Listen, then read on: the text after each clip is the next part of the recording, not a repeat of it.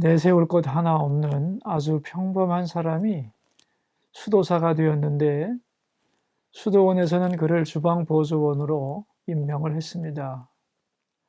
평생 설거지하고 주방 심부름이나 하라는 것이었습니다. 그 일은 너무나 단조롭고 고달팠습니다.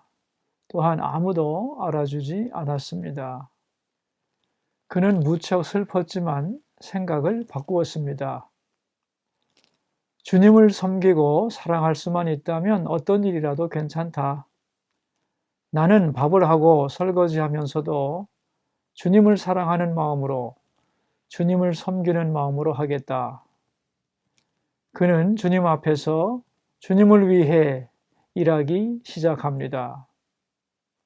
시작할 때는 잘할 수 있도록 기도하고 마친 다음에는 잘하게 해주셔서 감사하고 더욱 기뻐하며 정성을 다해 주어진 일을 하게 해달라고 기도했습니다.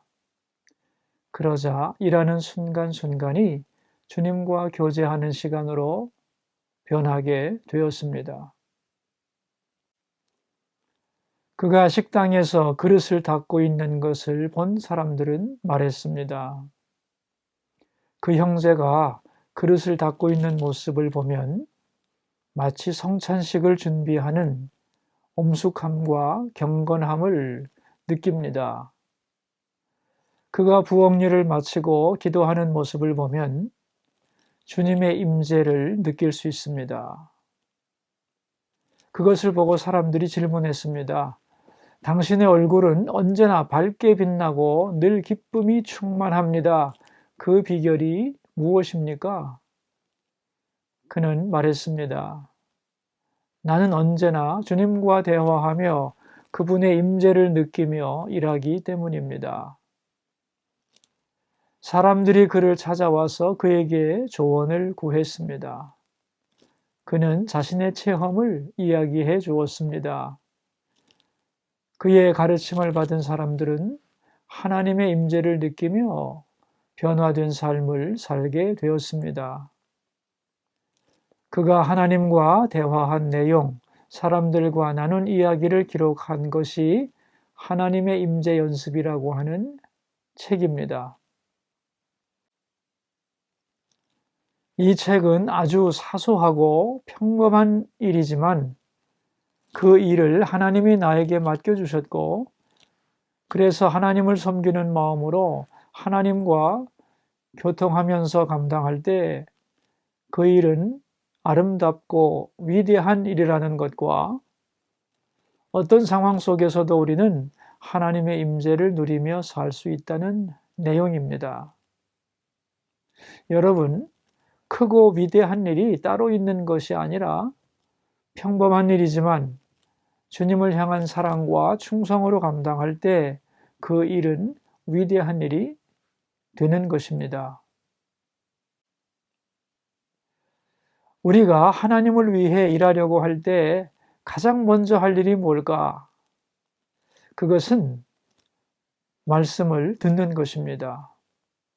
예를 들어 볼까요? 주인이 종에게 심부름을 시켰습니다.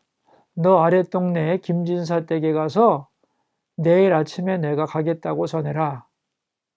자, 이런 심부름을 잘 하려면 무엇부터 해야 될까요? 잘 들어야 합니다. 제대로 듣지도 않고 뛰어가면 아무 소용이 없습니다. 행동이 먼저가 아닙니다. 듣는 것이 먼저입니다. 성경을 보면 듣는 것과 행동하는 것 사이에 4단계가 있습니다. 31페이지 맨 밑에 나옵니다. 너는 귀를 기울여 지혜 있는 자의 말씀을 들으며 내 지식에 마음을 둘지어다.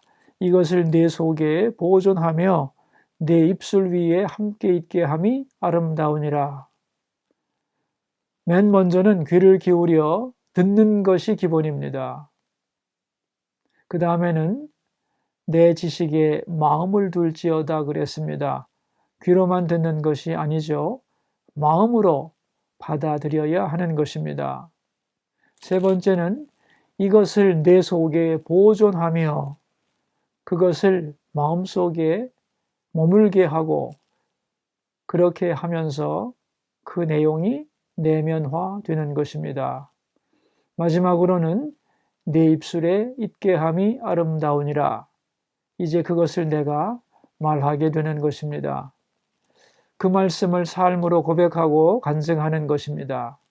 그러니까 4단계는 첫째 듣고, 두 번째는 마음으로 받아들이고, 세 번째는 그것을 마음에 잘 간직하고, 네 번째는 그것이 말과 행동으로 나타나는 것입니다. 자, 여러분, 그렇다면 사랑이라는 것을 놓고 한번 생각해 봅시다. 사랑해야 한다는 것은 알지만 사랑할 힘이 없습니다. 어떻게 하면 좋을까요? 먼저는 내가 사랑받고 있다는 것을 확인해야 합니다. 하나님이 자격 없는 나를 너무나 사랑하셨다. 이런 말씀을 자꾸 들어야 하는 것입니다. 그 다음에는 그 말씀을 가슴에 담고 감격하고 입으로 고백하고 그러는 가운데 나도 모르게 사랑할 힘이 생겨나고 사랑에 응답하는 사람이 되는 것입니다. 그런데 하나님의 말씀을 들을 때 잊지 말아야 할 것은 19절인데 33페이지 밑부분에 나옵니다. 내가 내게 여호와를 의뢰하게 하려 하여 오늘 특별히 내게 알게 하였노니. 지금 내가 듣는 이 말씀은 하나님이 오늘 나에게 특별히 주시는 말씀이다. 이런 자세로 들어야 한다는 것입니다. 여러분, 설교를 들을 때에도 많은 사람들 앞에서 목사님이 자기 생각을 말하는 것이 아니고 하나님이 이 시간 직접 나에게 이 말씀을 주신다는 마음으로 들어야 한다는 것입니다.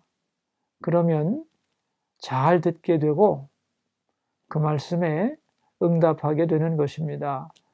이것이 하나님 앞에서 우리가 해야 할 일입니다. 그렇다면 사람을 향하여 우리가 해야 할 일은 무엇일까? 한마디로 요약하면 34페이지 밑에서 넷째 줄인데 22절 말씀입니다. 약한 자를 그가 약하다고 탈취하지 말며 곤고한 자를 성문에서 압제하지 말라. 다시 말하면 사람을 차별하거나 압제하지 말라는 것입니다. 남의 권리를 침해하지 말라는 말씀입니다. 우리들은 뭔가 큰 일, 위대한 일, 멋진 일을 해보고 싶어 합니다. 그리고 그런 일을 통하여 자기 가치를 확인하고 싶죠. 그런데 큰 일이란 어떤 것일까요? 여기서 알아야 할 것이 있습니다. 위대한 일과 평범한 일이 따로 있는 것이 아닙니다. 작은 일이라도 하나님을 사랑하는 마음으로 감사하면서 정성을 다한다면 그 일은 평범한 일이 아니라 위대한 일이 되는 것입니다. 35페이지 맨 밑에 29절입니다. 내가 자기의 일에 능숙한 사람을 보았느냐? 이러한 사람은 왕 앞에 설 것이요 천한 자 앞에 서지 아니하리라. 왕 앞에 선다는 것은 명예를 얻는다는 뜻입니다. 더 중요한 것은 왕 중의 왕이신 하나님 앞에 칭찬을 받게 된다는 말입니다. 어떤 사람이 왕 앞에 선다고 했습니까? 큰 일을 하는 사람이 아닙니다. 작지만 자기 일에 능숙한 사람, 작은 일이지만 성실히 잘 감당하는 사람이 왕 앞에 서게 되는 것입니다. 여러분, 하나님 앞에 작은 일은 없습니다. 그러니까 나는 작은 일밖에 못한다고 스스로 초라하게 생각하지 마세요. 우리가 일생의 수고를 마치고 하나님 앞에 설 때 위대한 업적을 가지고 서는 것이 아닙니다. 아주 작은 일, 나에게 맡겨주신 아주 작은 순간들, 그 평범한 일을 가지고 서게 되는 것입니다. 그 작은 일을 어떻게 했는가? 하나님을 사랑하는 마음으로 성실함과 감사로 했다면 하나님이 그 수고에 대하여 칭찬해 주실 것입니다. 작지만 하나님을 바라보며 함으로써 위대한 일을 감당하는 여러분 모두 되시기를 바랍니다. 기도하겠습니다. 하나님의 일을 하려면 말씀을 잘 듣는 것이 그 시작이라는 것을 알게 해 주소서. 들려주시는 말씀을 특별히 나에게 직접 주신 말씀으로 받아 잘 듣고 마음에 새기고 그것을 소원하고 행동으로 실천하게 하소서. 위대하고 큰 일에 마음을 빼앗기지 말고 주어진 작은 일을 소중하게 여기며 평범한 일을 잘 감당하는 위대한 사람들이 되게 하여 주소서. 예수님 이름으로 기도합니다. 아멘.